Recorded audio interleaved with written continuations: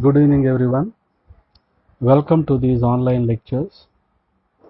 We are dealing with the paper Environmental Education, and now we are into the fifth and final unit, that is Environmental Education in the School Curriculum and Means to Sensitize the Students.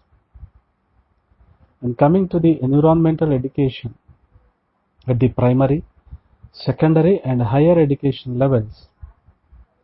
So here we should know how environmental education is helpful in creating awareness among the student fraternity.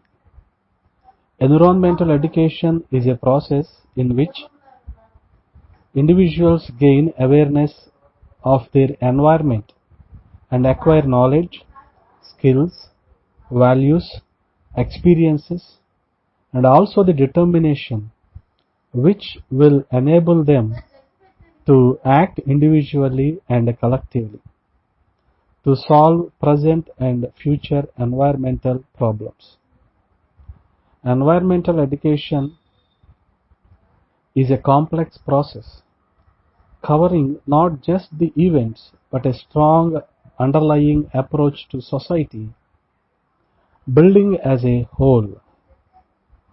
Environmental education provides people with the awareness needed to build partnerships, understand NGO activities, develop participatory approaches to urban planning, and ensure future markets for eco-business.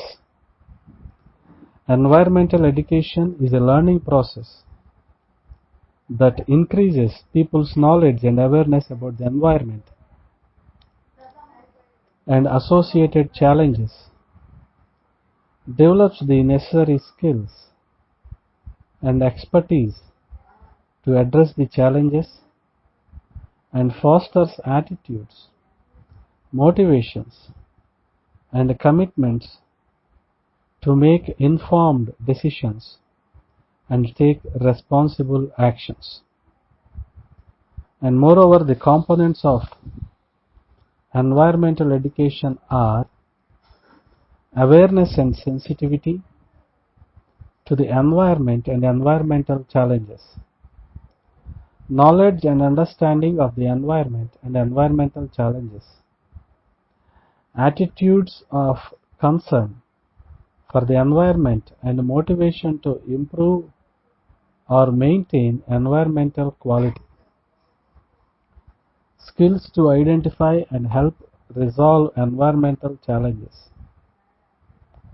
participation in activities that lead to the resolution of environmental challenges. And coming to the goals of the environmental education, so these environmental education programs often aim to help the students in developing factual knowledge about the nature, about the environment, particularly with regard to how ecosystems work and human impacts on the natural environment. It aims in fostering more positive perceptions about the value of the natural world. It aims in developing eco-friendly habits such as getting people to recycle and to produce less waste. Engage students in environmental rejuvenation projects and action. It develops students' psychological and spiritual relationship with the nature. And moreover, environmental education must become a vehicle for engaging young minds in the excitement of first-hand observation of the nature and underlying patterns and processes in the natural and social worlds in order to take care of the habitat and its surroundings, which becomes a major part of environmental education in both primary and upper primary stages of school education. In the secondary and senior secondary stages, also some of the major issues such as environmental protection, management and conservation are to be dealt with more interest. And coming to the environmental education at the primary level, environmental education is imparted as environmental science, which forms a common component of the syllabus prescribed by the states and even by the CBSE. The textbooks for environmental studies which are prepared by NCERT has taken cross-curricular approach to teach the environmental concepts through language. So the components and concepts covered in these textbooks are the familiarization with one's own body, awareness of the immediate surroundings, need for food, water, air, shelter, clothing and recreation, importance of the trees and plants, interdependence of living and non-living things, importance of the cleanliness and sanitation, and the importance of conservation of water resources and forests, knowledge about the sources of energy, need for the protection of the environment. It is evident that the textbooks represent relevant ideas with the age and developmental level of the children so as to provide them the necessary understanding about their immediate environment. And next, coming to the environmental education at the upper primary stage, the content of textbooks present an extension and elaboration of the concepts produced at the primary education level. The textbooks of the class 6, 7 and 8. So, these textbooks contain the concepts, the major concepts, which are dealt under the heading of the social science, and the major concepts dealt within these purview of the textbooks are adaptation of the living beings in the environment, natural resources, water cycle, food chains, ecosystems, importance of plants and trees, classification of the plants, role of plants and animals in the environmental balance and soil conservation, population and environment, care and protection of livestock, necessity of wildlife protection, impact of the deforestation, necessity of clean air for healthy living, role of civic society in protection of the environment, etc. And coming to the environmental education at the secondary level, environmental education in the formal school curriculum has been influenced by two national policy documents, such as the National Curriculum Framework (NCF) of 2005, of the NCERT, National Council of Educational Research and Training, and the directive of the Supreme Court is responsible in a response to a petition filed in the year 1991. So here, from class 1 and 2, environmental education is taught through activities. and from class 3 to 5 it is studied under the Environmental Studies EVS, and from class 6 to 10 it is taught through infusion model, and at class 11 and 12 it is dealt in a project-based study. The use of environmental education that focus on fostering ownership, empowerment, and active participation may have the potential to positively influence children in meeting the goals of sustainability and be a key contribution to educational reform.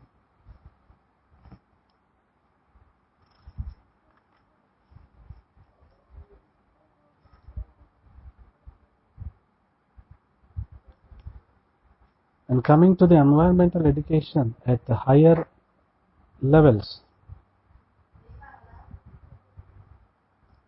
and here various topics are covered, as this is the stage of diversification. Students opt for either the academic stream or the vocational stream. The treatment of concepts become deeper and more discipline oriented, since the content caters to the demands of the subject concerned.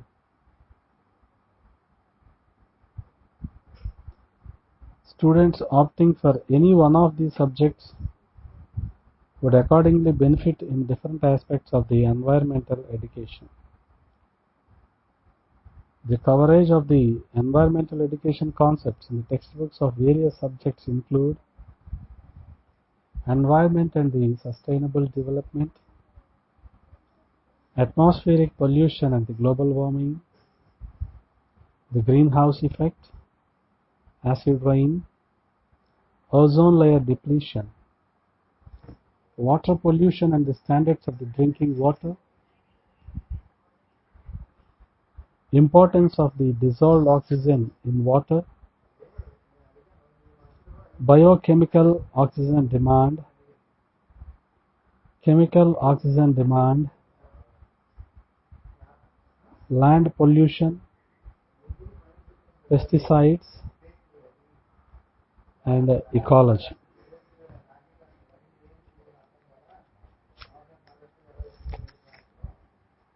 The major constraints for the implementation of environmental education as a subject at these levels, that means at primary,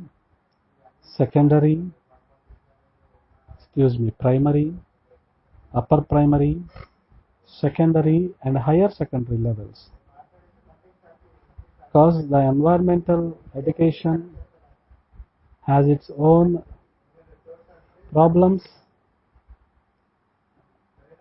and constraints, and the constraints are at any limitation on the strategy options due to the political external competition, social requirements and expectations, cultural and economic factors, technological or the legal requirements. The NCERT textbooks for environmental studies generally take a comprehensive view of the natural, physical, social, and cultural environment. However, there is a scope for inclusion of more activities to enable children to translate awareness into effective behavioral action. Environmental education must become a vehicle for engaging young minds in the excitement of first-hand observation of the nature and understanding the patterns and processes in the natural and social worlds.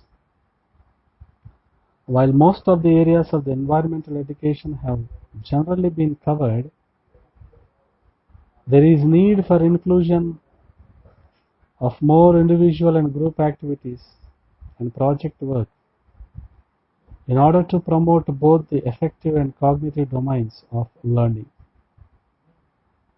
Core scholastic activities including organization of plays, cultural programs, debates, mock parliament, discussions, and community activities may help further in achieving the objectives of the course. The traditional approach of the textbook writings has to change. The idea is not only to provide information, but also to help students construct their own learning, which is emphasized in the NCF of the year 2005. There are many constraints and barriers to the widespread adoption and practice of the environmental education. In the formal education sector, the class sizes are often large, and teachers lack resources and experience in interactive, the people-centered teaching strategies.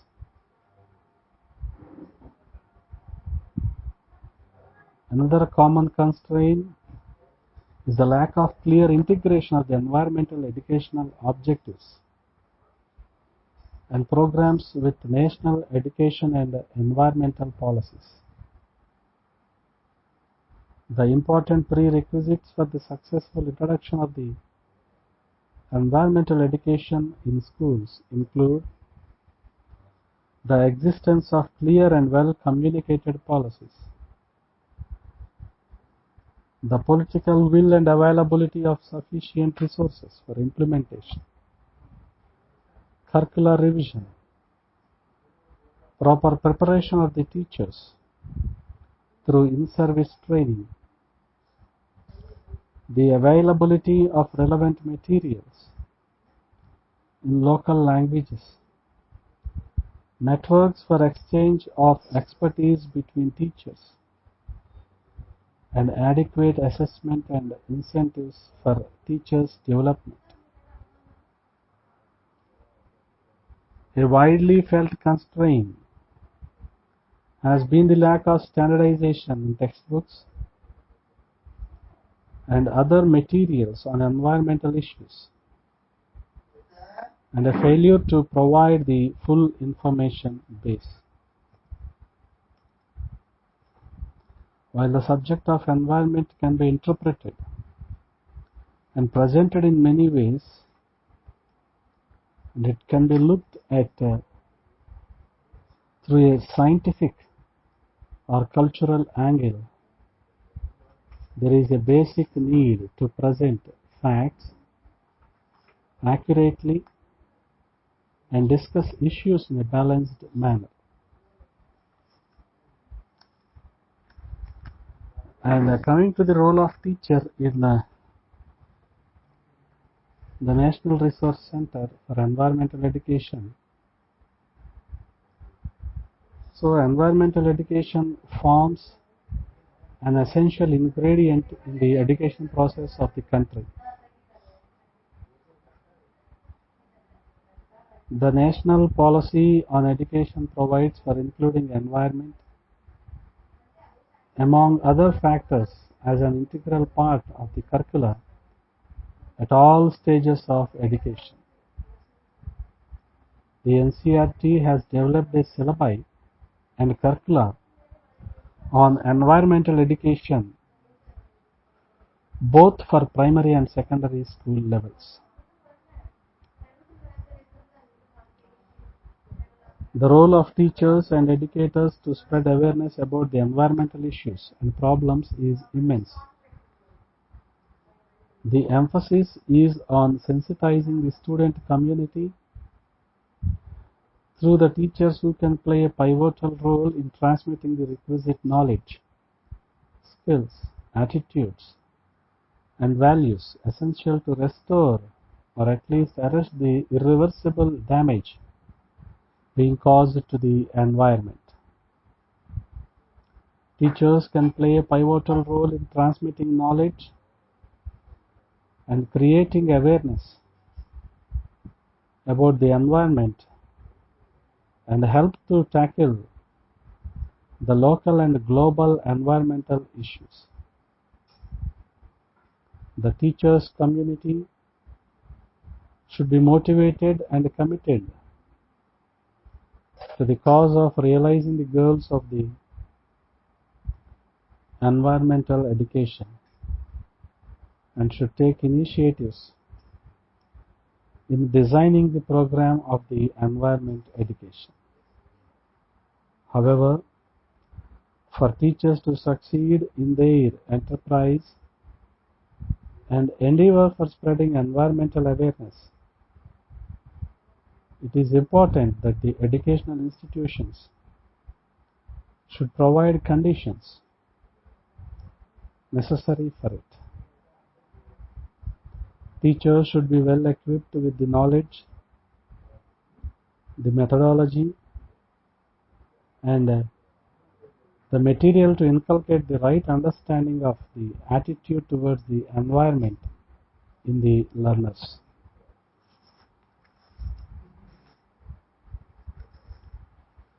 Universities and schools have to play an important role to translate these objectives and recommendations of the various commissions and committees into practice for achieving environmental literacy and awareness among the learners. Teachers are potential change agents and are capable of generating a workforce of enlightened, skilled, and motivated learners. They can empower the citizens with the ability, attitude, and values to protect the environment using formal and non-formal channels of education. Technological interventions and mass media should be employed to create environmental awareness among the teaching community.